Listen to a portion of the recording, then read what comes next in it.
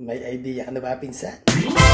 Giniling na baboy na may nilagang itlog. Tara, samahan niyo ako guys, luto tayo! Let's go! At yung mga pinsan, time-lapse muna tayo para madali ang ating paggagaya.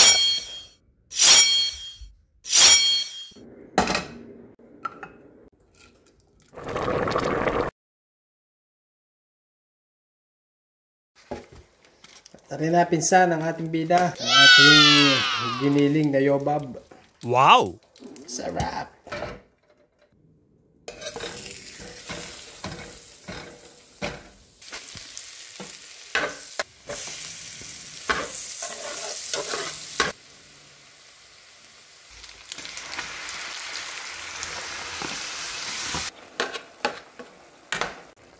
Yon mga pinsan, fast forward tayo. Yan, nilagyan na natin ng pampakulay. Ay, ganda ng kulay. Yan na may palalambutin na ng patatas at saka ang carrots mga pinsan.